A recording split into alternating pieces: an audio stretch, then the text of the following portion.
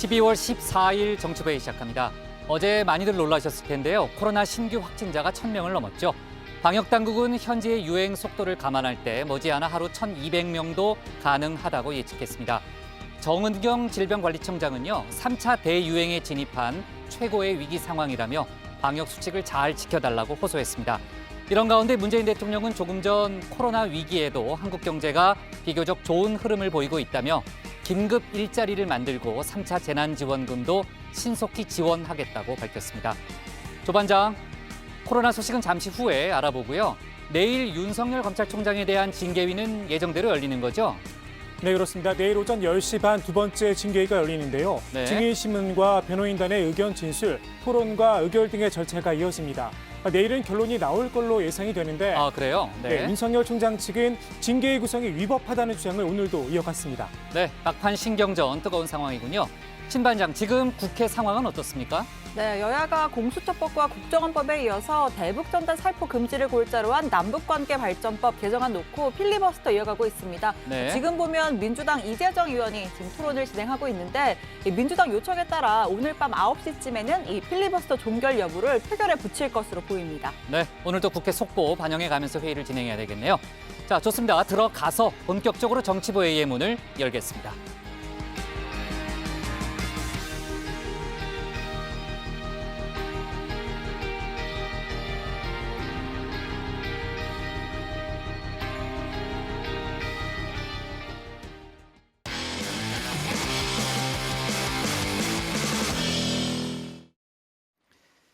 조금 전에 얘기했지만요. 방역당국이 코로나 확산세가 지금처럼 이어질 경우에는 하루에 최대 1,200명의 확진자가 나올 수 있을 것으로 예측했습니다. 신규 확진자는 하루 최대인 1,000명을 넘어섰다가 어제는 700명대로 줄어들었는데요. 아마도 이제 주말이었던 그런 이유도 또 한몫한 것으로 보입니다. 이런 가운데 오늘부터 수도권은 모든 시민을 대상으로, 그러니까 검사를 원하는 모든 시민을 대상으로 대대적인 무료 검사를 시작했습니다. 코로나 관련 속보를 박준우 반장이 정리해봤습니다. 지난 주말 연속으로 900명대, 1000명대 확진자가 나오면서 국민들께서 불안감을 많이 느끼셨을 것으로 생각합니다. 중대본부장으로서 지금의 상황을 그 어느 때보다 무겁게 받아들이고 있으며 다용한 행정력을 총동원하여 하루빨리 안정을 되찾도록 최선의 노력을 다하겠다는 말씀을 드립니다. 한 주의 시작인 월요일부터 안 좋은 소식을 전해드리게 돼서 마음이 무겁습니다. 어제 하루 신규 확진자는 오늘 0시 집계 기준 718명입니다. 그 전날 1,030명까지 늘어나면서 첫 1,000명대를 기록했었죠. 다시 700명대로 떨어져서 그나마 다행 아니냐 이렇게 보실 수도 있는데요. 휴일은 평일 대비 검사 건수가 줄어들기 때문에 확진자 수도 덩달아 줄어든 것으로 보입니다. 수도권은 그래도 마음을 놓을 수 있는 상황이 아닙니다. 수도권에서만 481명의 확진자가 나왔습니다. 서울의 일일 확진자 수는 399명까지 늘었다가 다시 219명으로 줄긴 했습니다. 하지만 서울은 12일째 매일 신규 확진자 200명을 넘어서면서 확산세가 수그러들 기미가 보이지 않고 있는데요. 무엇보다 최근 들어 학교, 직장, 각종 소모임 등 일상 감염이 속출하고 있죠. 특히 바이러스 생존에 유리한 겨울철이라 지역사회에 숨어있는 잠복 감염도 많을 것으로 예상되기 때문에 한시도 긴장의 끈을 놓을 수 없는 상황입니다. 코로나19 발생이 종교시설, 음식점, 교습학원, 사우나, 의료기관 등 다중이용시설뿐만 아니라 지인, 가족 간 전파 등 일상 속 감염이 폭증하고 있습니다. 지역사회의 경증이나 무증상 감염자들이 감염원으로 작용을 해서 여러 그런 일상 상황을 통해서 발생을 하고 있는 걸로 판단을 하고 있습니다. 환자 수를 좀 추계를 해보면 한 950명에서 한 1,200명 사이의 환자가 발생할 걸로 예측을 하고 있습니다. 상황이 이렇다 보니 정부가 오늘 중 사회적 거리 두기를 3단계로 격상한 것 아니냐는 예측도 나왔는데요. 우선 정세균 국무총리는 3단계 격상에 대해서는 여전히 신중한 태도를 보였습니다. 필요하다고 판단하면 과감한 결정도 주저하지 않겠습니다만 3단계는 우리가 선택할 수 있는 최후의 보루이며 그 효과에 대한 확신과 사회적 공감대가 있어야 하기 때문에 신중한 검토가 필요합니다. 3단계 상향 기준은 일주일간 신규 확진자가 800에서 1000명 발생할 때입니다. 최근 일주일간 평균 확진자는 764명으로 아직 격상 기준에는 못 미치긴 합니다. 하지만 전문가들은 이미 3단계로 올려도 늦었다고 하는데요. 직접 얘기를 들어봤습니다. 실제로 독일이나 뭐 이태리, 영국 이런 데서는 락다운 형태라고 지금의 우리의 3단계보다도 훨씬 더 강력한 그런 방법을 유행 상황에 따라서 시행했다 풀었다를 반복하고 있거든요. 그러니까 이런 것들을 너무 이렇게 좀 고정적인 그런 어떤 좀 탄력적이지 않은 그런 형태로 바라보는 것 자체가 저는 좀 문제가 있다고 생각합니다. 이런데도 정부가 격상을 망설인 이유는 사회 경제적 타격 때문입니다. 거리두기 3단계는 일상의 셧다운이라고 볼 수 있습니다. 10명 이상 모이는 모든 행사나 모임이 전면 금지되는데요. 인원, 영업시간 제한 등 조건부로 운영이 가능했던 백화점, 결혼식장, 영화관, 스터디 카페 등도 모두 문을 닫게 됩니다. 전국적으로 50만 개 이상의 다중이용시설이 영업을 할 수 없는 건데요. 한국은행은 거리두기 3단계 격상 시 민간 소비는 16.6% 줄고 국내 총생산은 8% 감소하는 등 경제적으로 치명타를 입을 것으로 예상하기도 했습니다. 어제 3단계 격상 검토를 시사했던 문재인 대통령은 오늘 열린 청와대 수석보좌관 회의에서 중소상공인들과 자영업자를 위해 세제와 금융 지원을 확대하겠다고 말했습니다. 정부의 방역 지침에 따라 영업이 제한 또는 금지되는 경우 매출 급감에 임대료 부담까지 고스란히 짊어져야 하는 것이 과연 공정한 일인지에 대한 물음이 매우 뼈아프게 들립니다. 결국 정부의 이런 결단에 지자체도 한 발 물러섰습니다. 경기도 단독으로라도 3단계 격상을 시행할 것이라고 했던 이재명 경기도지사는 오늘 SNS에 아쉽지만 정부 방침을 존중하고 수용하겠다고 밝혔는데요. 중앙정부의 고충과 고민을 충분히 이해한다면서 수도권은 하나의 생활권이기 때문에 서울과 인천, 경기도가 동시에 격상해야만 단기간에 효과를 낼 수 있다고 했습니다. 꼭 심사를 해야 되겠어? 하지 말고 그냥 입학시켜. 자, 많이 들어보셨죠? 줄임말로 이른바 아무따라고도 하는데요. 아무것도 묻지도 않고 따지지도 않고입니다. 그나마 반가운 소식을 꼽자면 아무따 진단검사가 오늘부터 수도권에서 시작됐다는 점입니다. 수도권 내 150곳에 임시 선별 진료소를 설치하고 선제적으로 진단검사를 벌인 건데요. 서울시는 먼저 서울역 광장, 종로구 탑골공원 앞 등 14곳에 임시 선별 진료소를 열었습니다. 순차적으로 42곳을 추가 개소한다고 하는데요. 앞으로 3주 동안이고 누구나 받을 수 있습니다. 휴대전화 번호 외에 다른 정보를 수집하지 않는 익명검사도 가능합니다. 첫날 풍경 한번 살펴볼까요? 오늘 오전 서울역 광장 앞입니다. 그 검사를 진행한 그 천막이 쭉 늘어서 있고요. 영하 10도의 강추위에도 시민들의 발길이 이어졌다고 합니다. 검사 방식도 선택할 수 있다고 하는데요. 코 속 깊숙이 면봉을 넣어 검체를 채취하는 표준검사법이죠. 비인두 도말 PCR 검사 외에 신속 항원 검사, 타액 검사 PCR이 추가됐습니다. 하지만 의료진들은 비인두 도말 PCR 검사를 권했다고 합니다. 신속 항원 검사는 PCR 검사보다 정확도가 떨어지긴 하는데요. 대신 당일 검사 결과를 확인할 수 있다는 장점이 있는데 아직 준비가 덜 됐다고 하네요. 정치부 회의를 안 떠난 것 같기도 하고 떠난 듯한 우리 최종혁 전 반장. 이 상황을 예측이라도 한 듯 뉴스룸에서 신속 항원 검사를 본인이 직접 받아봤습니다. 코에서 검체를 채취하고 씨약에 넣고 잘 흔들어줍니다. 진단 도구에 붓습니다. 빠르면 15분 뒤에 결과를 알 수 있습니다. T라인에 이제 색상이 똑같이 C라인처럼 나오게 되면 그런 경우는 양성, 안 나오는 지금 같은 경우는 음성으로 판독하게 됩니다. 그럼 저는 결과가 어떻게 나온 거죠? 음성이십니다. 감사합니다. 네. 수도권 이상으로 대대적인 검사를 시행한 지자체가 있죠. 바로 강릉시입니다. 강릉시는 어제부터 모든 시민을 대상으로 드라이버스루 방식 전수검사를 실시하기로 했습니다. 지자체 가운데 처음입니다. 시인구는 지난달 기준 21만 3천여 명인데요. 현실적인 역량을 고려해서 우선 의심 증상자부터 시작한다고 합니다. 자, 검사도 검사지만 사실 진짜 문제는 따로 있습니다. 바로 수도권 병상 부족인데요. 응급의료체계 붕괴가 눈앞에 닥쳤다고 해도 과언이 아닙니다. 어제 기준으로 코로나 위중증 환자가 당장 입원할 수 있는 중증 환자 치료 병상은 전국에 총 48개뿐입니다. 수도권에서 지금 당장 쓸 수 있는 중환자 치료 병상은 서울 5개, 인천 3개 등 8개밖에 없는데요. 이 때문에 코로나 확진 판정을 받은 50대 환자가 38도 이상 고열에 시달리는데도 병상을 배정받지 못하는 일도 있었습니다. 환자는 해열제 6알을 복용하며 가까스로 버텼다고 하는데요. 정부도 수도권 병상 확보에 총력을 다하겠다고 밝혔습니다. 앞으로 20일간 매일 1,000명의 환자가 발생하는 상황을 가정하고 모든 환자가 신속히 치료를 받을 수 있도록 3주간 1만 병상 이상을 추가 확보하도록 하겠습니다. 이미 사용 중인 병상 외에 가용 병상을 생활치료센터 7,000개, 감염병 전담병상 2,700개, 중증 환자 치료병상 300개로 각각 늘리겠다는 건데요. 하지만 야당은 K방역이 이미 한계점에 달했다고 비판했습니다. 지금까지 상황을 놓고 볼 적에 지금까지 정부가 자랑하는 K방역이라고 하는 것은 이제 거의 한계에 봉착하지 않았나 이렇게 생각합니다. 지금 앞으로 3차 거리두기 격상을 갖다가 앞두고 여러 가지로 정부가 검토하고 있는 걸로 알고 있습니다만은 지금 같은 형태의 방역체제가 어느 한계에 봉착했다는 것을 냉정하게 판단해서 새로운 방역체제를 갖다가 구축해 주셔야 바랍니다.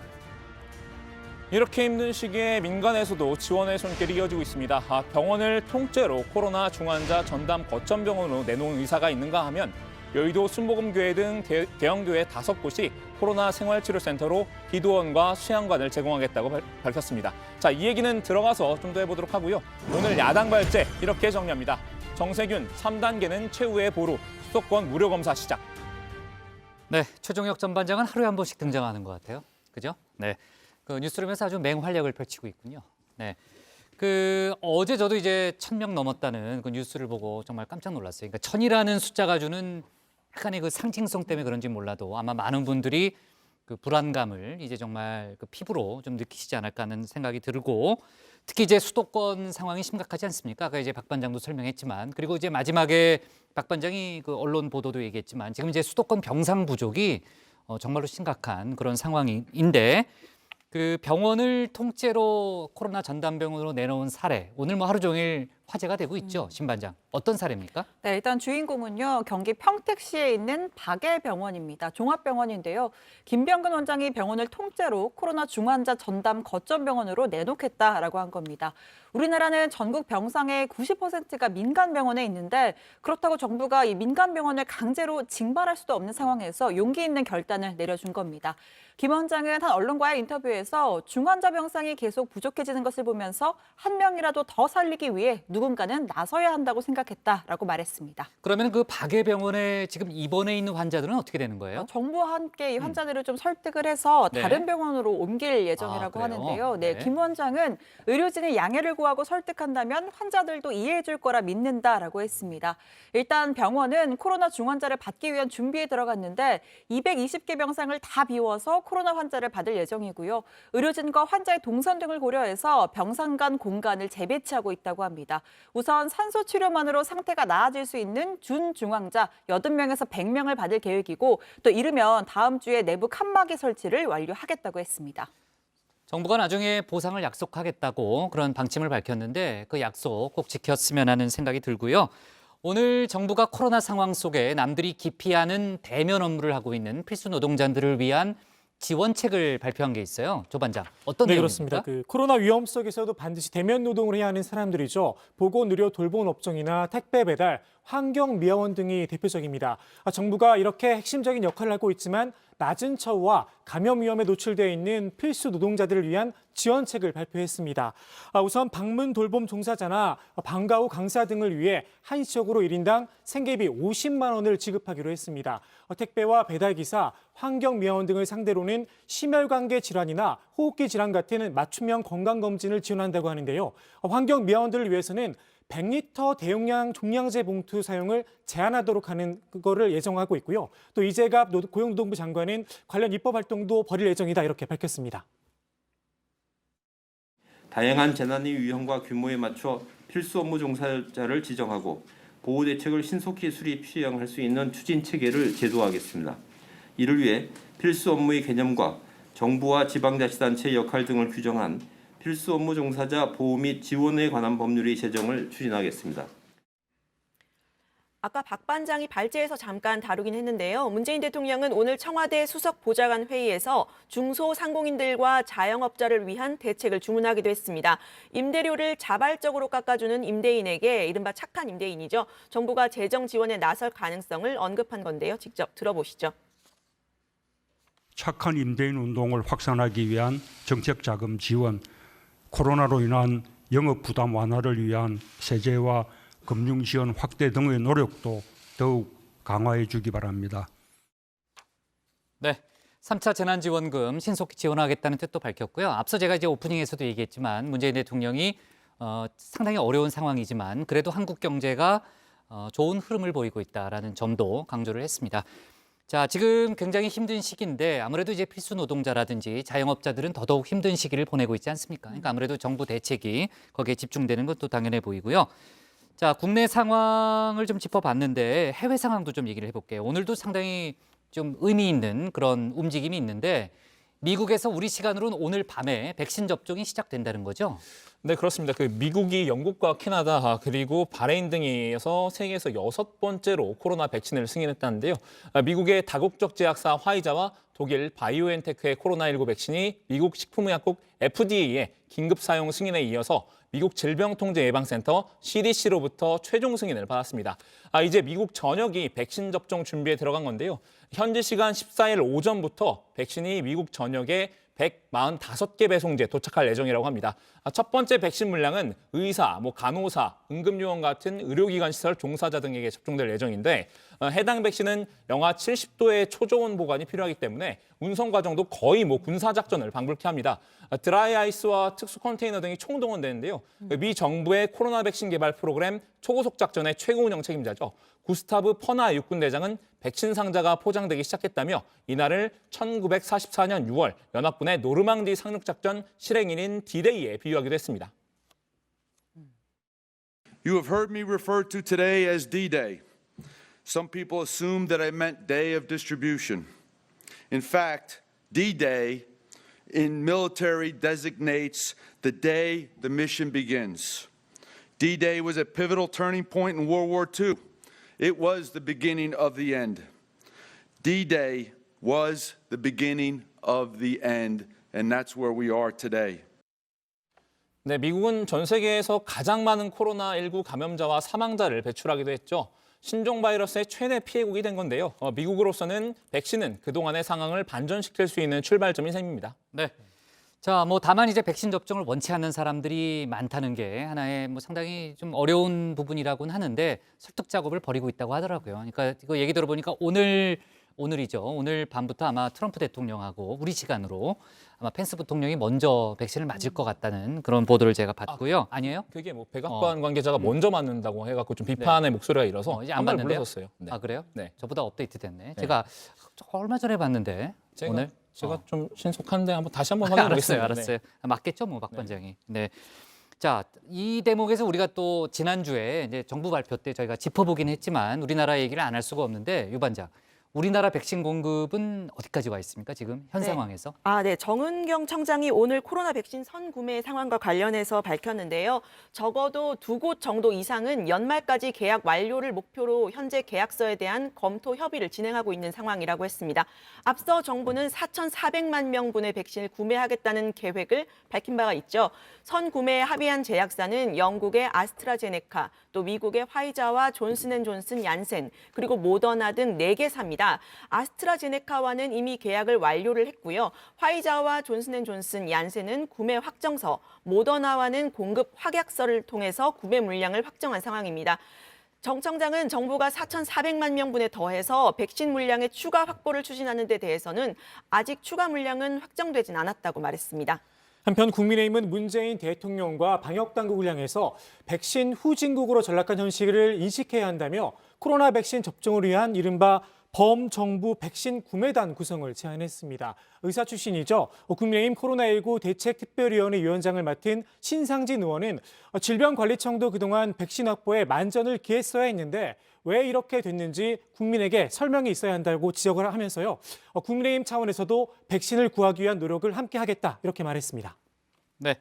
자, 코로나 확산세 정말 심상치 않죠. 이제 거리두기 3단계로 올라가는 정말 기로에 서 있다라는 생각이 들고요.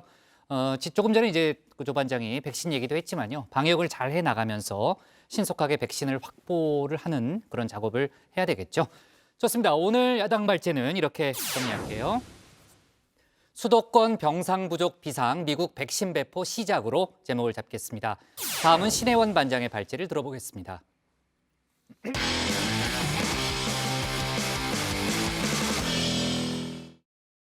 네, 상황이 심상치 않으니까 목소리도 잠기네요.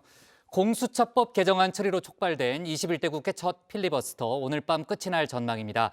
지금 현재 대북전단 살포금지법 관련 토론이 진행 중인데 민주당이 신청한 종결 투표가 밤 9시쯤 진행되고 이후에 곧장 법안 처리까지 이어질 전망입니다. 국민의힘은 거여의 횡포, 야당이 막기라고 반발하고 있지만 민주당은 코로나 위기에 국력을 낭비해서는 안 된다는 입장입니다. 국회 관련 소식을 신혜원 반장이 정리해봤습니다. 뛰어다닙니다. 근데 우리는 경범죄 처벌법도 있고요. 공연 음란죄도 있습니다. 그런 법들이 야 표현을 왜 못하게 해? 이건 위헌이야. 그리고 자체를 못하게 한다는 것은 과도한 제한이야. 네, 실시간 국회 현장입니다. 공수처법 개정안, 국정원법 개정안에 이어 대북전단 살포금지를 골자로 한 남북관계 발전법 개정안에 대한 세 번째 필리버스터가 진행 중인데요. 대북전단을 살포하면 최대 3년의 징역형에 처하는 게 주요 내용입니다. 자, 그런데 이 장면 약 2시간 뒤에는 끝이 날 전망입니다. 어젯밤 민주당이 필리버스터 종결 신청서를 냈고요. 국회법에 따라 24시간이 지난 오늘 밤 8시 52분 종결을 위한 표결 절차를 밟게 됩니다. 지난주 수요일부터 오늘까지 총 6일째 무제한 토론입니다. 야당의 의사표시는 이미 할 만큼 충분히 했습니다. 지난 10일 야당의 비토권을 무력화하는 공수처법 개정안을 처리한 직후 민주당은 야당의 필리버스터를 막지 않겠다. 문자 그대로 무제한 토론 인정하겠다라는 입장을 밝혔었죠.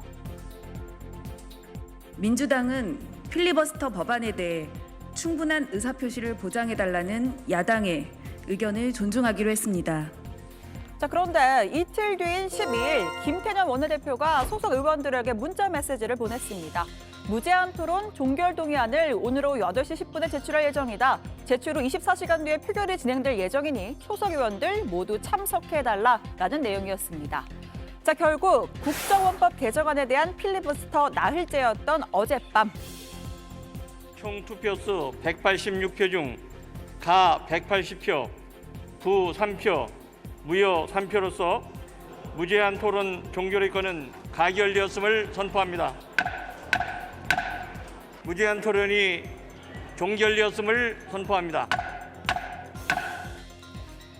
제적의원 5분의 3, 그러니까 180표를 딱 맞춰서 헌정사상 처음으로 필리버스터를 강제 종료시켰습니다. 이 당시 국민의힘 의원 103명은 모두 본회의장을 빠져나갔고요. 6석을 가진 정의당도 반대 의견을 표현할 권리는 충분히 존중되어야 한다라며 표결에 불참했습니다. 그러니까 오직 민주당과 열린민주당, 전민주당, 현무소속 등 범여의 힘으로만 180표를 모은 건데요. 통상 캐스팅 보트 역할을 했던 정의당이 더 이상 영향력을 발휘할 수 없다는 게 결과로 확인됐습니다. 자, 물론 이 180이란 숫자 쉽게 만들어진 건 아니지만요. 무당적의 국회의장까지 투표에 참여해서 겨우 180석을 맞추었다는 사실입니다. 박병석 의장님, 어제 본인이 기표소까지 가서 투표하고 그 한 표로서 필리버스터가 중단되었습니다. 중립적으로 국회를 이끌고 야당의 발언을 보장해주는 국회의장이 맞습니까? 두고 역사의 나쁜 기록으로 남을 것입니다. 자, 결국 본 안건인 국정원법 개정안까지 일사천리로 통과됐습니다. 민주당은 필리버스터 무력화의 명분을 코로나에서 찾았는데요. 확진자가 1,000명을 돌파한 위급한 시기에 무작정 국력 낭비를 할 수 없다는 겁니다. 반면 국민의힘은 핑계대지 마라, 야당의 입을 틀어막는 거대 여당의 횡포일 뿐이라는 지적입니다. 코로나 대확산에도 무제한 토론만 하는 것은 국회의 직무유기입니다. 코로나 긴급 상황에 대비하기 위한 선제적 조치였습니다. 민주당이 한 입으로 두 말 하기가 한두 번이 아닙니다만은 야당의 비토권을 존중한다 해놓고 공수처법 개정을 강행하고 힘으로 야당의 입을 틀어막고 있습니다.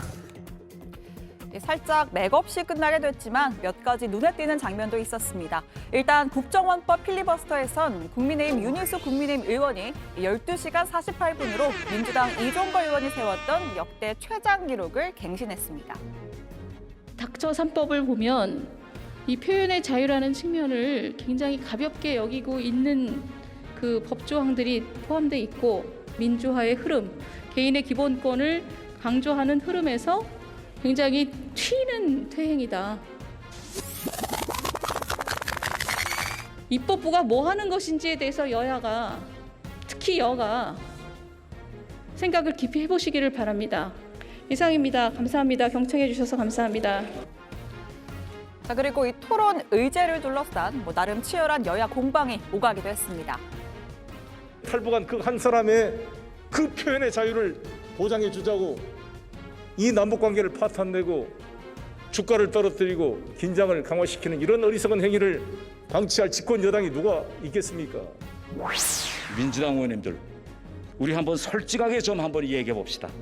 김여정이 법이라도 만들라라고 요구하지 않았다면 이러한 법을 만들 생각을 했을까요? 여러분, 지금 우리가 이게 지금 무슨 꼴입니까? 한편으로는 법안 내용과는 전혀 상관이 없는 발언, 또 화풀이에 가까운 감정 섞인 발언도 잇따랐습니다. 40대, 50대 우리 주부들께서 그나마 우리 대통령님을 지지하는 분들이 있습니다. 있었습니다. 근데 왜 그러시냐고 물어보면은 대통령께서 잘생겼다는 겁니다. 진보 매체를 하고 있는 한겨레 경향부터 법조기다 철수시키세요. 공영방송 KBS, MBC 거기서 먼저 앞장서서 법조기자단 빼세요. 저는 우리 추미애 장관이 법조기자단을 해체했으면 좋겠습니다.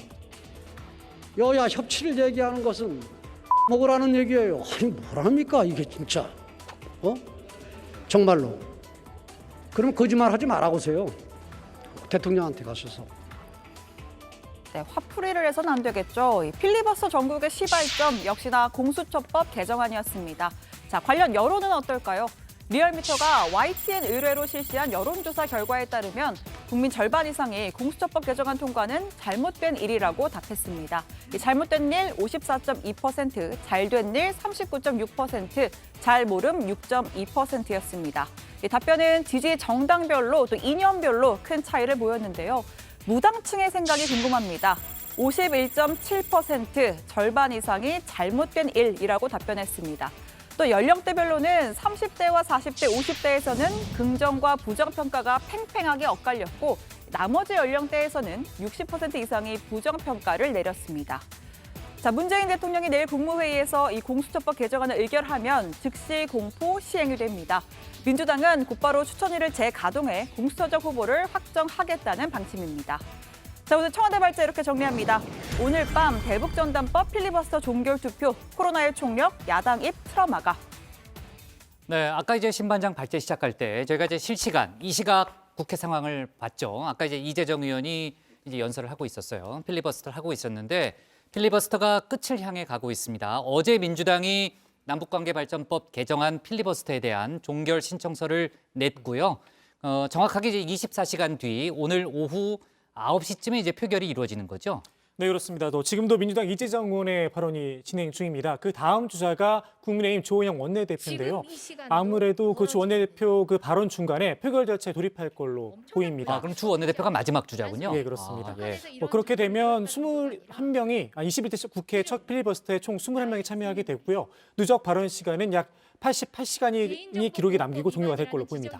사실 이제 저희도 여러 번 짚었지만 국민의힘 입장에서는 토론을 무제한으로 끌고 간다고 해서 사실 이제 뾰족한 방법은 없습니다. 그러니까 법안 처리를 막거나 할 그런 방법은 없고요. 어떻게 보면 이제 여론전의 일환으로 토론을 끌어왔던 건데 민주당은 오늘 밤에 종결 표결을 한 뒤에 속전속결로 법안 처리를 하겠다는 그런 입장인 거죠. 네, 종결 표결한 후에 곧장 안건에 대해서도 표결까지 일사천리로 진행할 방침입니다. 민주당 이낙연 대표 어제 취임 100일 기념 기자간담회를 했는데요. 공수처법 처리 과정에서의 소회를 밝히기도 했습니다. 이 대표는 야당을 무시하고 강행 처리했다는 비판이 있다, 이런 지적에 대해서 공수처장 후보 추천이 구성까지 가는데도 여러 달이 걸렸고 또 소수 의견의 존중 장치가 공수처 출범의 저지 장치로 악용된 기간이 있었다면서 더 이상 늦추는 건 책임 있는 선택이 아니라고 판단했다, 이렇게 밝혔습니다. 뿐만 아니라 고 김용균 씨 어머니가 처리를 촉구하면서 국회 농성을 벌이고 있는 중대재해기업 처벌법에 대해서도 이번 임시국회 회기 안에 처리하겠다는 입장을 밝혔습니다. 네. 이낙연 대표가 오늘 직접 농성 현장, 정의당 농성 현장을 찾기도 했죠. 자, 여론조사 이야기를 좀 이어가면요. 문 대통령 국정수행 지지율은 어떻게 나왔습니까? 네, 역시 리얼미터가 지난 7일에서 11일까지 조사한 12월 2주차 문 대통령 국정수행 평가 결과인데요. 긍정평가는 전주에 비해서 0.7%포인트 내린 36.7%, 부정평가는 0.8%포인트 오른 58.2%로 집계됐습니다. 모름 무응답은 5.1%였고요. 문 대통령의 지지율은 2주 연속 30%대를 기록했고 취임 후 최저치를 다시 한번 찍었습니다. 리얼미터 측은 일부 부처 개각과 추미애 윤석열 갈등에 대한 문 대통령의 입장 표명, 공수처법 개정안 처리, 부동산 임대주택 논란 등이 영향을 미친 것으로 보인다, 이렇게 분석했습니다. 네.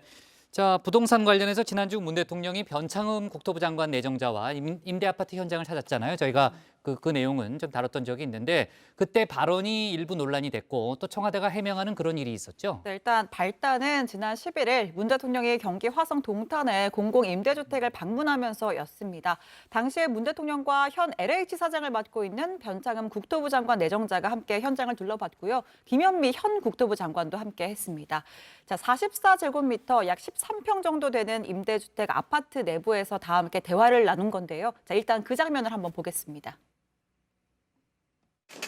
여기가 44제곱미터 13평 아이들 방 먼저 한번 보겠습니다.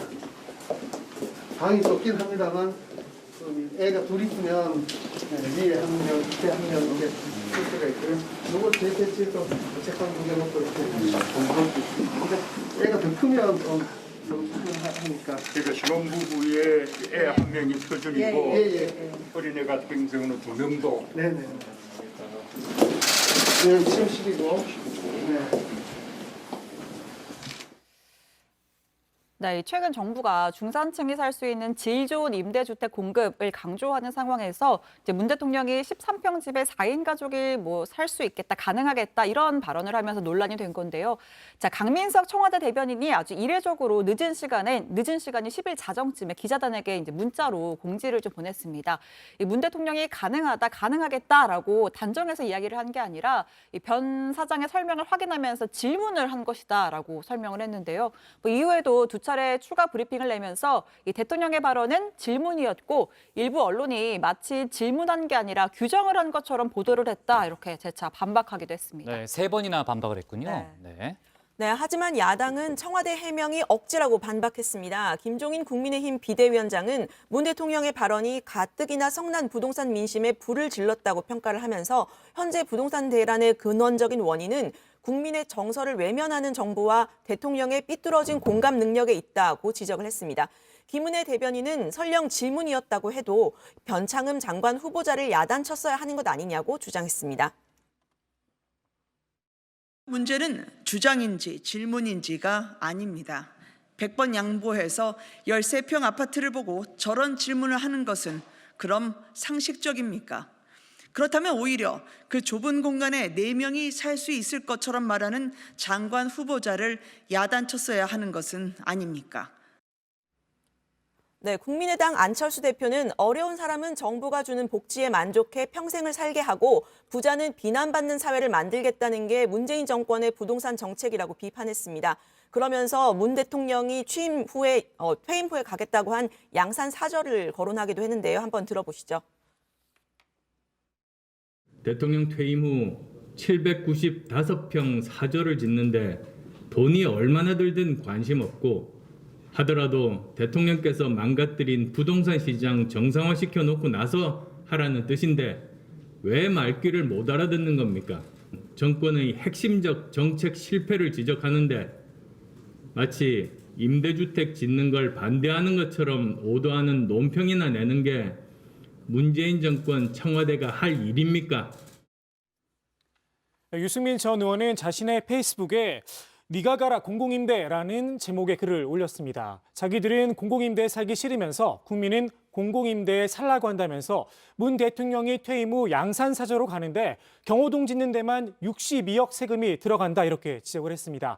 이에 청와대 강민석 대변인은 정치 지도자를 꿈꾸는 분들이라면 대통령과 국민을 이간시켜서 정치 이익을 보려고 하지 말고 당당하게 자신의 비전으로 국민의 신뢰를 얻어야 할 것이다 이렇게 지적을 하면서 대통령 사저 건축은 투명하고 엄정하게 진행될 것이다 이렇게 반박을 했습니다.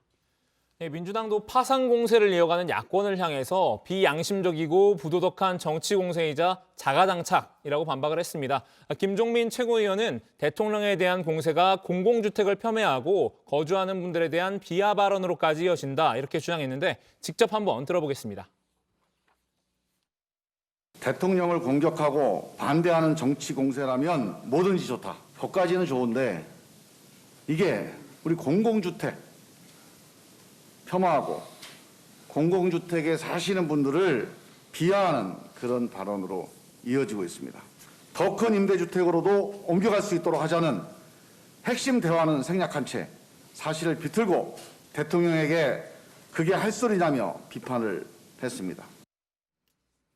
네, 역시 이제 부동산 이슈는 여야가 가장 첨예하게 맞부딪히는 그런 사안 중에 하나라는 걸 분명히 알 수 있겠네요. 네, 자 좋습니다. 오늘 청와대 발제 이렇게 정리하겠습니다. 21대 국회 첫 필리버스터 곧 종료, 코로나 총력, 야당 입막기로 제목을 잡겠습니다. 다음은 조익신 반장의 발제를 들어봅니다.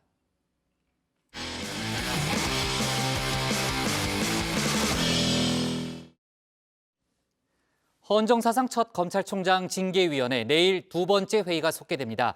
징계위와 윤 총장 측 변호인단은 징계위 구성과 증인신문 문제를 놓고 여전히 장외 공방전을 벌이고 있는데요. 양측 모두 검사 징계법을 근거로 삼고 있지만 해석은 첨예하게 엇갈리고 있습니다. 관련 논란을 조익신 반장이 정리해봤습니다.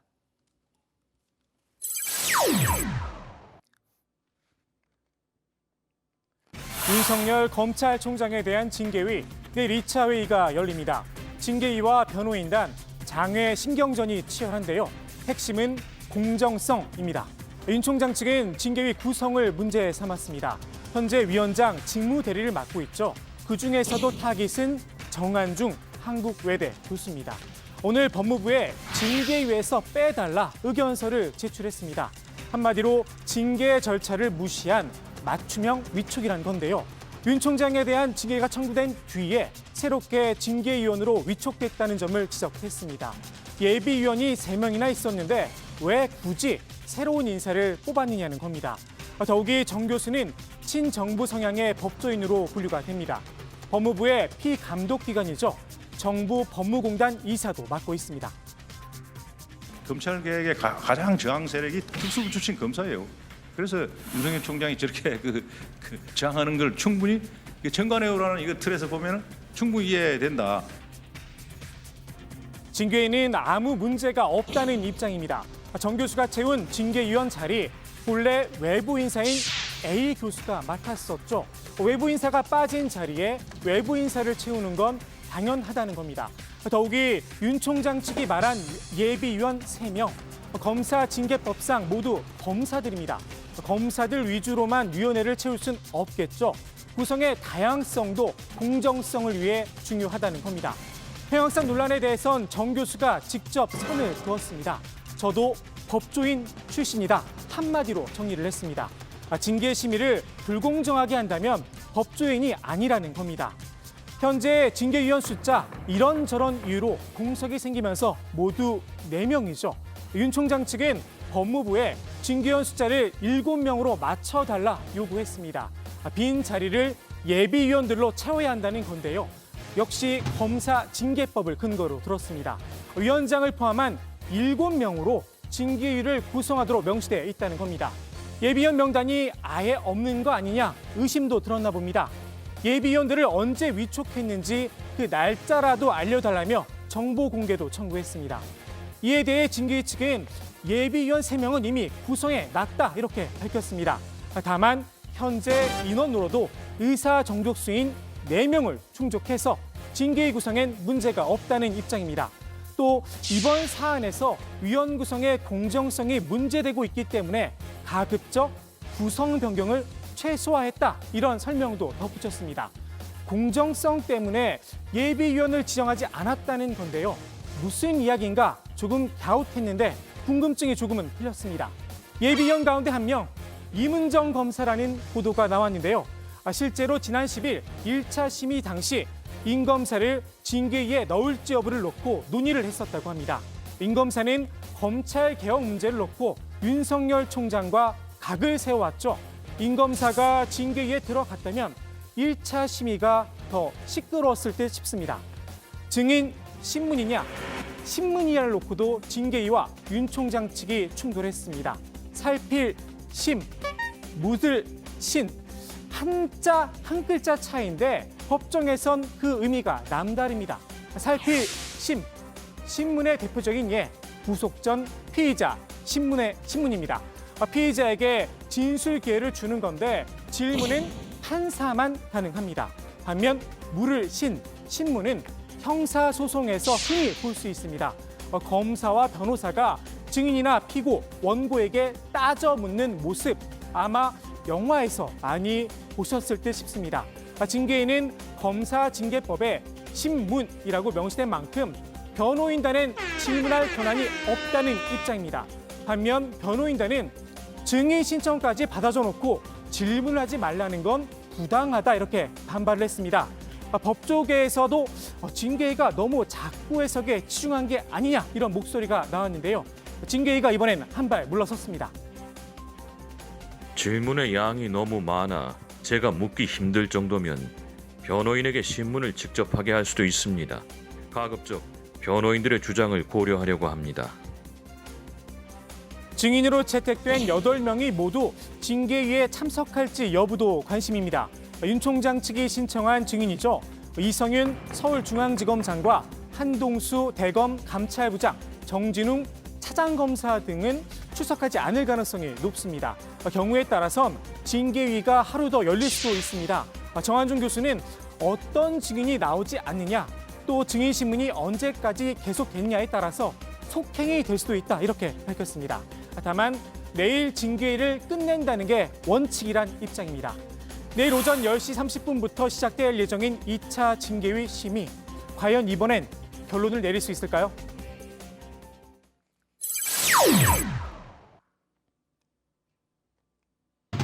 지난 12일 조두순이 출소했습니다. 조 씨가 집으로 돌아가는 길, 한마디로 아수라장이었습니다. 욕설과 계란새라는 기본이고요. 아예 차 위에 올라가서 저렇게 타는 사람도 있었습니다. 조두순 사형! 조두순 사형!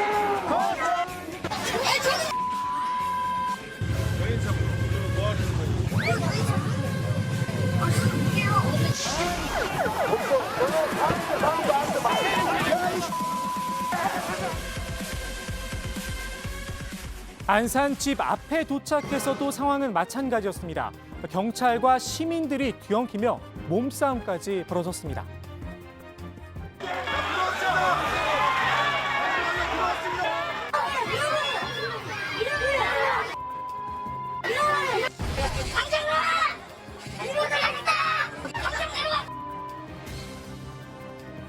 시민들의 분노, 일면 이해할 수 있습니다. 그런데 일부 도를 넘은 행동들은 눈살을 찌푸리게 했습니다.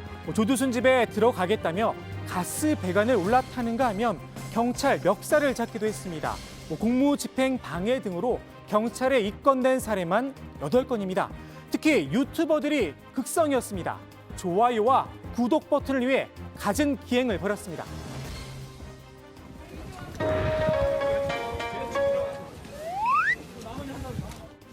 이 사람이네. 아, 짜장면이네. 왜 짜장면 드셨어요? 시켜주는 건데요? 네? 시켜준 건데? 맞짱 드실래요? 지금 드실래요? 아, 먼저 때리세요 그러면은. 야, 그냥 나 가서 팔게. 왜 쳐먹게? 왜 쳐먹게? 나 고소할게. 고소할게. 나 맞았어. 이들의 소란에 안산 주민들은 더 큰 불안에 떨어야 했습니다. 유튜버 관련 경찰 신고만 100건에 이릅니다. 유튜버들이 밤늦게까지 경쟁적으로 이제 방송을 하고 있습니다. 조두순에게 이제 고통을 주는 것이 아니라 조두순 때문에 고통을 받는 것이 주민이고 그런 내용들을 무척 괴로워하고 있습니다. 그래서 조금이라도 우리 시민들을 배려하는 성숙한 시민의식을 지켜주실 것을 이 자리를 빌어서 당부드리고 있습니다. 안산의 한 주민, 몰려든 유튜버들에게 이렇게 쏘아붙였다고 합니다. 12년 전 사건 당시엔 도대체 뭘 했냐고 말입니다. 조두순의 출소, 좋아요, 구독과 맞바꿔 소비하기엔 사회적 함의가 무겁습니다. 오늘 국회 발제 이렇게 정리합니다. 윤석열 징계, 예비위원 신문 공방, 내일 결론 날까? 자, 징계위원 구성과 관련해서요. 징계위 측과 윤 총장 측의 신경전 오늘도 계속되고 있습니다. 특히 이제 내일 징계위이기 때문에 이제 하루 앞이기 때문에 더욱더 이제 신경전이 치열한 그런 상황이고요. 지난번에 이제 윤 총장 측에서 유일하게 기피 신청을 하지 않았던 인물입니다. 신성식 대검찰청 반부패 강력부장이 오늘 또 여러 가지 이제 논란의 중심에 섰는데 KBS의 채널A 오보 논란 사건 관련해서 피의자로 특정이 됐다는 거죠. 네, 그렇습니다. 한동훈 검사장이 KBS의 채널A 오보 사건과 관련해 KBS 기자에게 오보 내용을 확인해준 검사로 신성식 대검 반부패 강력부장을 지목했습니다. 서울 남부지검은 최근 이 사건의 고소인 측에 피고소인 성명불상자를 신성식 검사장으로 특정하는 의견서를 제출했다고 밝혔습니다. 신 검사장은 현재 윤석열 검찰총장의 검사징계위원을 맡고 있는데요. 윤 총장에 대한 징계 청구 사유에 채널A 사건 수사 방해 의혹도 포함돼 있습니다. 때문에 신 검사장이 징계위원회에 포함된 것을 놓고 공정성 논란이 불거질 걸로 보이는데요. 윤 총장 측은 내일 징계위에서 기피 신청을 하는 방안을 검토 중입니다. 네, 만약에 이제 신성식 부장까지 기피 신청을 하면 전원에 대해서 징계위원 전원에 대해서 기피 신청을 하게 되는 거고요. 지금 추미애 장관, 참 그리고 또 다른 얘기가 또 있죠. 오늘 속보가 하나 들어온 게 있습니다. 윤 총장 측에서 내일 징계위 속개에 앞서서요. 징계 기록 열람을 마쳤다는 그런 얘기를 했습니다. 조금 전에 관련한 입장문을 내놨는데 법무부가 제공한 기록에 판사 사찰 의혹과 관련한 기록 일부가 삭제됐다. 이런 주장을 조금 전에 펼쳤죠. 네, 그렇습니다. 윤 총장 측은 판사 사찰 의혹에 대한 이정화 대전지검 검사의 보고서를 확인했다고 합니다. 이번 징계와 관련해 법무부 감찰관실에서 파견됐던 이 검사는 판사 사찰 의혹에 대한 법리 검토를 담당했었는데요. 앞서 이 검사는 직권남용 권리행사 방해 혐의가 성립되기 어렵다는 결론을 보고서에 작성했지만 내용이 삭제됐다. 이런 취지의 폭로를 하기도 했습니다. 윤 총장 측도 법무부의 기록을 검토한 결과 이 검사의 보고서는 있지만 일부 삭제된 걸 확인했다. 이런 입장을 밝혔습니다. 네, 지금 이제 추미애 법무장관과 윤석열 검찰총장 같은 경우에는요. 이번 징계위를 놓고서 직접적인 언급은 최근에 하지 않죠. 저게 안 왔죠. 네. 최근에 안 했죠. 네. 안 했죠. 하지만 간접적인 메시지는 계속 내놓고 있는 상황이죠. 네, 그렇습니다. 추미애 법무부 장관은 앞서 국회 본회의장에서 내가 검찰을 떠난 이유라는 책을 읽어서 화제가 됐었죠. 이번에는 영화 한 편을 본 소감을 밝혔습니다. 위기의 민주주의라는 다큐 영화인데요. 브라질 최초의 여성 대통령 지우마와 관련된 내용입니다. 추 장관은 지우마가 경제 개혁을 단행한 이후에 이에 저항하는 재벌과 자본이 소유한 언론, 검찰의 동맹습격으로 탄핵을 당하게 된다. 이러면서 두 눈을 부릅뜬 깨어있는 시민의 냉철한 판단과 감시가 계속되지 않는다면 검찰권과 사법권도 민주주의를 찬탈하는 도구가 될 수 있다면서 검찰개혁의 당위성을 강조했습니다. 네, 윤석열 검찰총장의 경우에는 따로 소셜미디어를 하지 않는 것으로 알려졌는데 카카오톡 프로필로 본인의 메시지를 전했습니다. 자신의 카카오톡 프로필에 Be calm and strong이라는 영어 문구를 적어놨는데요. 침착하고 강하게, 강렬하게 이런 뜻입니다. 이 Be calm and strong이라는 문구는 미국 작가 어니스트 헤밍웨이의 소설 노인과 바다에 나오는 문구이기도 합니다. 바다에서 큰 청새치를 잡으려고 며칠간 사투를 벌이던 노인이 포기하고 싶을 때마다 자신을 격려하고 위로하며 한 문구고요. 윤 총장이 프로필 문구를 통해서 포기하지 않고 맞서겠다는 의지를 표현한 거 아니냐 이런 해석이 나오고 있습니다. 네. 자, 윤석열 총장의 징계가 과연 내일 결론이 날지는 알 수 없지만 아무튼 원칙적으로는 내일 종료를 하겠다는 게 이제 위원장의 이제 기본적인 입장으로 알려져 있고요. 지금 정치권에서도 이제 설왕설래가 한창이죠. 특히 이제 여당에서는 해임이다, 정직이다, 징계를 가정한 여러 가지 이야기들이 나오고 있죠. 네, 그렇습니다. 앞서 더불어민주당 박주민 의원이 적어도 정직 이상의 징계가 나올 거다 이런 예측을 했었는데요. 네. 같은 당 서른 의원도 정직을 예상했습니다. 서른 의원의 이야기 직접 들어보시죠. 정인들 얘기를 다 받아가지고 또 좀 늦춘다 하더라도 상관없다 생각합니다. 그러나 징계는 확실하게 되는 거죠. 그 순위가 어느 정도 될 것이냐, 면직이냐, 해임이냐, 정직이냐, 이런 정도의 판결이 나올 거라 생각하는데 저보고 하라면요, 저는 해임하고 싶습니다. 해임하고 싶지만은 여러 가지 상황을 본다면은 해임만 하고 정직도 할 수 있을 거라 생각합니다. 국민의힘 김기현 의원도 정직을 점쳤는데요. 다만 이유는 좀 달랐습니다. 김기현 의원의 이야기 직접 들어보시죠. 이게 결국은 요식행위고요. 아예 그냥 처음부터 저 사람 징계하라고 명령을 바꿔서 대통령은 말씀을 그렇게 하셔놓고 대통령 뒤에 숨어가지고 나는 아주 거룩하게 말씀하시다 그러고 실제로 현장에서 이루어지는 것은 매우 불공정하게 이루어진다. 그러니까 이거는 눈 가리고 아웅하는 요식행위다라고 보는데 정직이 가능성이 있다고 보는 측면이 왜 이런 겁니다. 네, 사실 첫 번째 징계위원회 열리기 전까지만 해도 해임 가능성을 점치는 그런 목소리가 압도적이었잖아요. 조금 이제 징계 수위를 낮출 수도 있다라는 그런 예측이 나오는 것 같고요. 내일 또 가봐야 하는 거죠. 모든 상황은. 자, 국민의힘 얘기를 잠깐 해보겠습니다. 김종인 대표가 이명박 박근혜 두 전직 대통령에 대해서 이제 대국민 사과를 하겠다는 뜻을 밝혔고 당내에 여러 논란이 있었잖아요. 제가 지난주에 그런 얘기를 좀 했었는데 당내에서 어느 정도 좀 가닥이 잡힌 분위기죠, 박 반장. 네, 그렇습니다. 김종인 비대위원장이 사과문 초안을 마련했다고 하는데요. 당초 이번 사과에 좀 부정적인 뉘앙스를 풍기고 있었죠. 주호영 원내대표가 사과문 초안을 확인했는데 사과의 수위와 필요성 등의 공감대를 이뤘다고 합니다. 원래 이 투톱 사이에 약간 미묘한 이상 기류가 있었잖아요. 근데 주 원내대표는 사과문의 내용이 우려할 만한 수준이 아니다. 전직 대통령에 대한 비판이나 공격보다 변화와 혁신의 질을 담은 메시지라고 이런 반응을 내놓은 것으로 알려졌습니다. 사과문에는 두 전직 대통령이 구속됐지만 당의 혁신은 지지부진했고 그로 인해서 정권을 넘겨줬다. 결국 국정 파탄이 초래됐다. 이런 반성이 두루 담길 것으로 전해졌습니다. 네, 아마 이번 주 초 가능성이 점쳐지는 것 같은데 관련한 속보 저희가 좀 챙겨볼 거고요. 유 반장, 주말 사이에 또 논란이 됐던 게요. 민주당 윤미향 의원이 마스크를 쓰지 않고 와인 모임을 해서 논란이 있었죠. 네, 그렇습니다. 지금 사진이 아마 나갈 건데요. 윤미향 의원은 지난 7일 식당에서 지인들과 모여서 건배를 하는 사진을 본인의 소셜미디어에 올렸습니다. 마스크를 착용하지 않고 저렇게 가까이 붙어 앉아 있는 모습이어서 구설에 올랐는데요. 코로나19 3차 대유행으로 국민들의 걱정이 큰 요즘인데 적절치 못한 행동이었다는 지적이 많았습니다. 더욱이 12월 7일은 중앙재난안전대책본부가 설정한 연말연시 특별 방역기간 첫날이었습니다. 결국 민주당 지도부가 진화에 나섰는데요. 김태년 원내대표는 코로나 상황이 안정될 때까지 소속 의원들의 각종 행사, 모임을 취소하고 당내 회의 참석을 최소화하겠다고 말했습니다. 민주연구원장인 홍익표 의원은 국회의원이든 누구든 솔선수범해야 할 사람들이 가급적 모임을 자제할 필요가 있다면서 더군다나 그것을 또 소셜미디어에 올린 건 적절치 않았다고 비판했습니다. 윤미향 의원은 길어녹 할머니의 생일을 맞아서 모인 자리였다. 이런 해명을 내놨죠. 네, 장문의 사과문을 올렸습니다. 12월 7일은 길어녹 할머니의 94번째 생신이었다라면서 그런데 길할머니와 연락이 안 닿아서 지인들과의 식사 모임에서 그리움을 나눈다는 것이 사려 깊지 못한 행동이 됐다라고 했습니다. 이 과정에서 또 길할머니의 나이가 틀려서 또 논란이 됐는데요. 길할머니는 그러니까 1928년생, 올해 94번째가 아닌 92번째 생신을 맞는 겁니다. 국민의힘은 그토록 사무치게 그리워하는 할머니의 나이도 모른다라면서 비판을 했는데요. 직접 들어보시죠.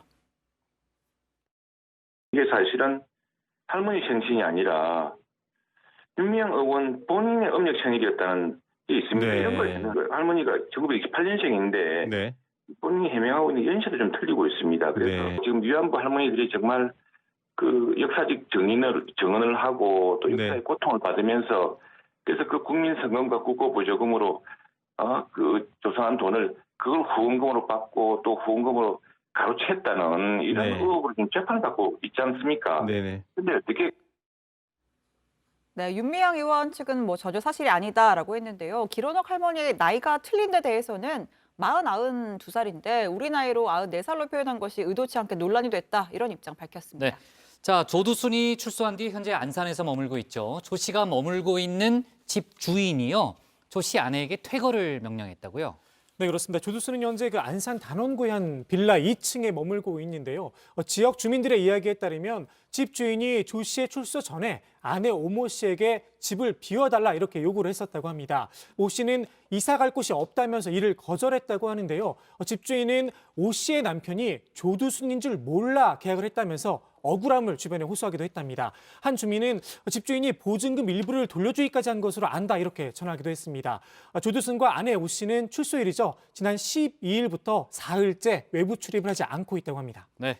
참 법원이 아니니까 퇴거를 명령할 수는 없네요. 퇴거를 요구한 거죠. 네, 그렇게 다시 정리를 해야 되겠네요. 좋습니다. 오늘 국회 발제 이렇게 정리하겠습니다. 윤석열 징계 예비위원 신문 공방 내일 결론 날까로 제목을 잡겠습니다. 다음은 유정아 반장의 발제를 들어보겠습니다.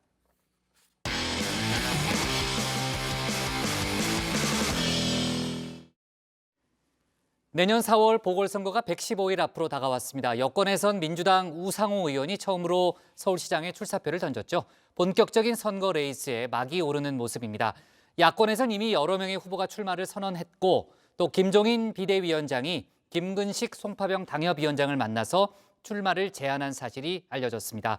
유정아 반장 발제에서 선거 관련 소식 자세하게 짚어보겠습니다. 오늘 코로나 확진자 수 615명입니다. 코로나 신규 확진자 682명입니다. 오늘 신규 확진자 689명입니다. 이번 3차 유행 중에서 가장 많은 수치입니다. 여당 반장을 맡은 첫 일주일 내내 코로나의 늪에 빠져 있었습니다. 주말에 급기야 신규 확진자 1,000명이 넘었다는 소식을 듣고선 저도 눈앞이 캄캄했는데요. 이번 주에는 박 반장이 코로나 소식 전하게 됐습니다. 박 반장, 파이팅! 네, 오늘은 내년 4월 서울과 부산시장 보궐선거 소식 전합니다. 류선비가 전하는 정치가 소식, 오늘의 새 코너 정치풍류가입니다. 때는 2020년 12월 서울과 부산시장 재보궐선거를 약 넉 달 가까이 앞둔 시점입니다. 지난 8일부터 예비 후보자 등록을 받고 있죠. 야당인 국민의힘에선 이미 여러 명의 예비 후보들이 출사표를 던지고 선거 상황판에 호패, 자신의 신분증을 걸었습니다. 여당인 더불어민주당에선 이제 우상호 의원이 처음으로 호패를 내걸었습니다. 서울시장 출마는 저의 마지막 정치적 도전입니다. 다음 자리를 위한 디딤돌로 삼지 않겠습니다. 저는 어떤 경우에도 다음 국회의원 선거에 불출마하고 이번 선거에 모든 것을 걸겠습니다. 86그룹의 대표격인 우상호 의원, 다음 22대 총선에 출마하지 않겠다, 대권에 견눈질하지 않겠다 선을 그었습니다. 서울시장에 올인하겠다면서 배수진을 친 겁니다. 서울에서 4선을 지낸 경륜, 박근혜 대통령 탄핵 당시 원내대표로서 탄핵 표결을 이끌어낸 리더십을 앞세웠습니다. 이번 서울시장 임기는 다음 선거가 있는 2022년 6월 전까지 1년 2개월에 불과하죠. 문재인 대통령의 임기와도 얼추 겹치는 어느 때보다도 정치적인 선거입니다. 우 의원은 문 대통령의 성공적 마무리를 돕겠다면서 지지층에 어필했습니다. 민주당 121석으로 234표의 탄핵 표결을 이끌어내는 원내대표 우상호야말로 지금의 위기 상황에서 문재인 정부와 시민을 지켜낼 민주당의 대표 선수, 민주당의 필승 카드라고 감히 말씀드립니다.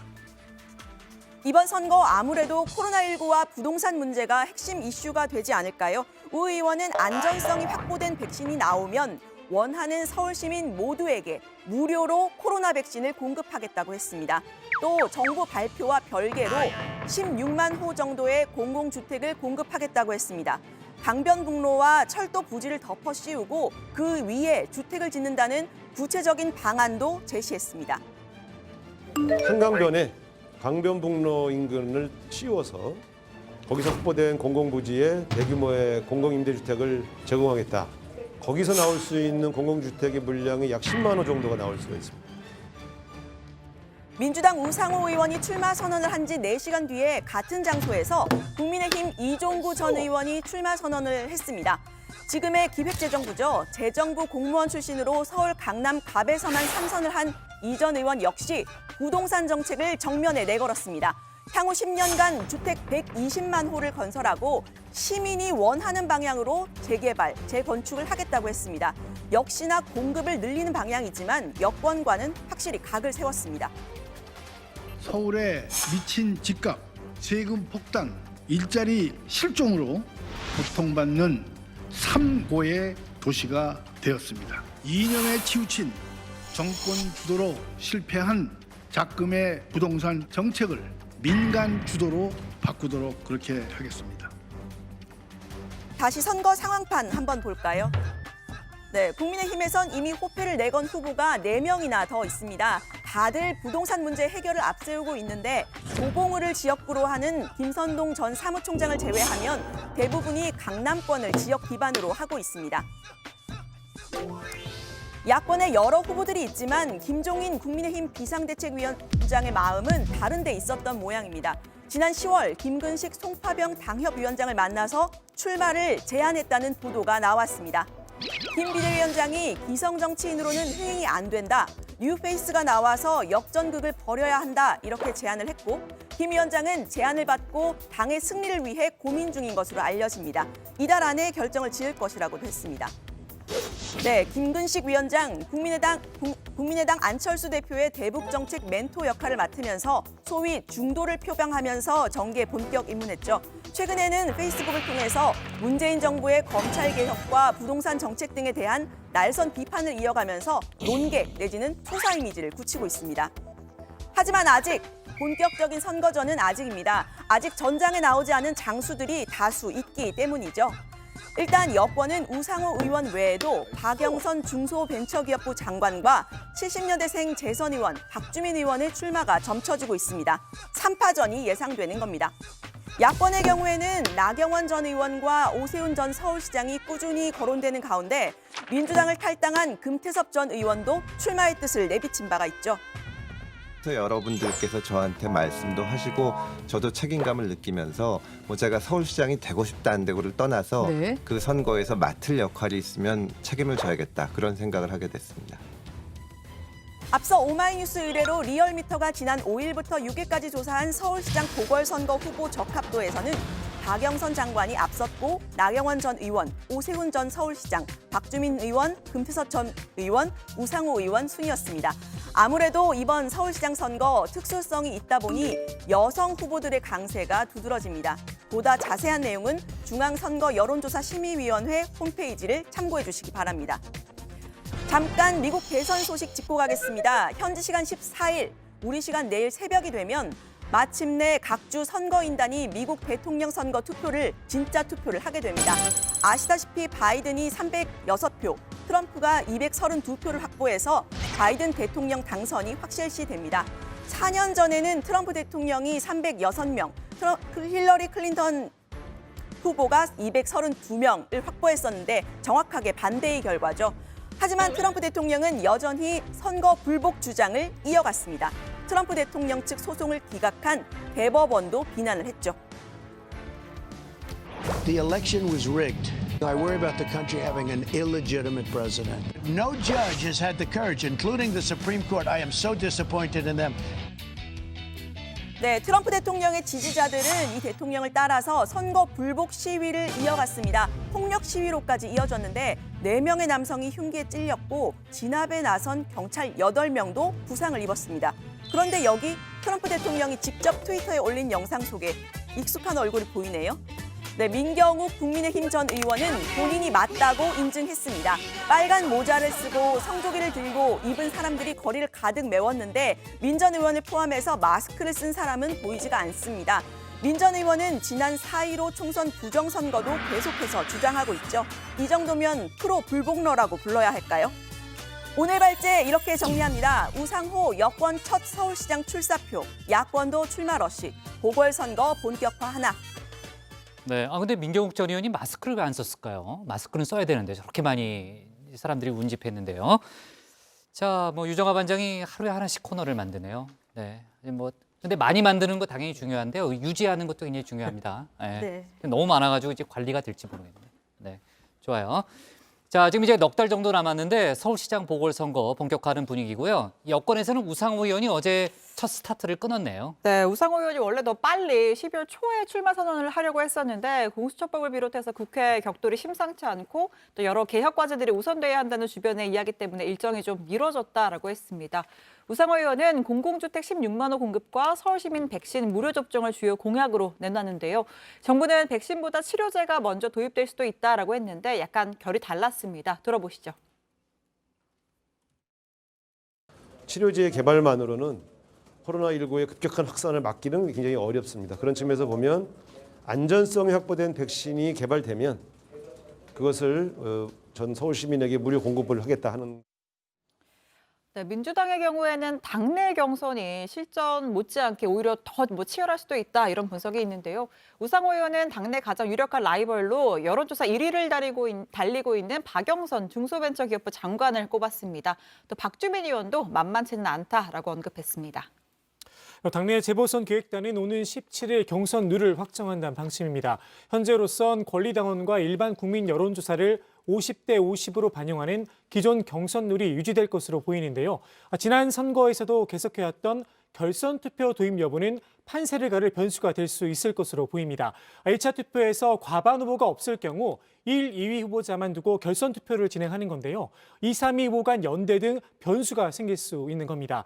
과거 고 박원순 시장이 압도적으로 우위에 있을 땐 결과에 큰 영향을 미치지 못했습니다. 하지만 이번 같은 경우엔 여론조사상으로 보면 세 후보 모두 30% 이상을 차지하지 못하고 있기 때문에 후보 선정 결과에도 영향을 미칠 것으로 보입니다. 또 신인에게 25%, 전현직 국회의원 등에게 10%를 더 주는 여성 가산점 제도도 유지될 것으로 보입니다. 야권에서는 이미 등록을 마친 후보들도 많고요. 정권 비판에 집중하고 있죠. 네, 현재까지 국민의힘 소속으로 출마한 후보는 모두 5명인데요. 이종구, 이혜훈 전 의원, 조은희 서초구청장, 김선동 전 사무총장, 박춘희 전 송파구청장 이렇게입니다. 특히 부동산 정책을 고리로 해서 정권 비판에 집중하고 있는데요.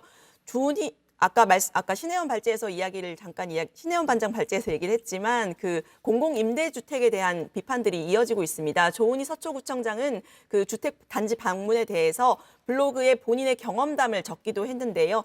작은 평수의 임대주택으로 숫자를 늘려서 실적만 채우려는 서울시와 조금이라도 양질의 임대주택을 넣으려는 서초구 사이의 싸움의 연속이라면서 이 정책을 잘 펴기가 쉽지 않다고 지적을 했습니다. 야권 후보들의 경우에는 김선동 전 사무총장을 제외하면 모두 강남 3구를 지지 기반으로 하고 있는데요. 네. 이종구 전 의원은 부동산세 감면도 공약으로 내놨습니다.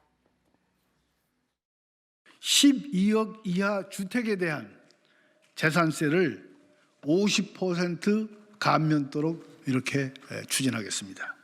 그리고 당장 필요치 않은 각종 사업을 줄이고 그 돈으로 생존 위기에 처한 소상공인과 자영업자 지원을 현재의 2배 수준으로 높이도록 하겠습니다.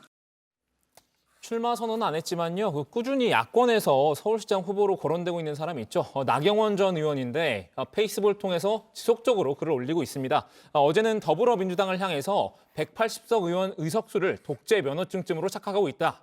이렇게 비판했습니다. 여당이 공수처법뿐만 아니라 국정원법, 대북전단 금지법 등을 밀어붙이고 있다면서 이래도 문재인 정권이 김정은 수석 대변인 정권이라는 소리가 안 나오겠느냐 이렇게 얘기했습니다. 이런 입법 독재를 멈추기 위한 대열에 본인도 함께하겠다고 했는데요. 전날엔 13평 공공주택을 둘러본 후에 4인 가족도 살 수 있다는 취지로 발언한 문재인 대통령에 대해 오기 부리는 주택정책이라면서 비판하기도 했습니다. 네, 민주당을 탈당해서 현재 무소속으로 출마 의사 내비친 금태섭 전 의원도 지속적으로 정부를 비판하고 있습니다. 검사 출신이죠. 금 전 의원은 주로 이 공수처법 등 정부의 검찰개혁 비판에 주력을 해왔는데 어제는 K-방역에 대해서도 쓴소리를 했습니다. 보여주기식이 아니라 실질적인 대책에 집중을 해야 한다면서 정책 전환을 요구했는데요. 확진자 역학조사 대신 전수검사에 준하는 검사 확대를 하고 코로나 거점병원을 지정하고 백신 확보에 대한 모든 정보를 공개하라고 주장했습니다.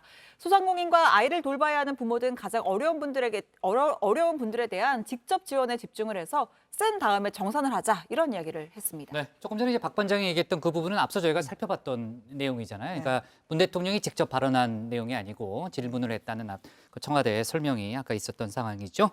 좋습니다. 오늘 기사 제목 이렇게 바로 정리를 할게요. 우상호 여권 첫 서울시장 출사표, 야권도 출마 러시로 제목을 잡겠습니다.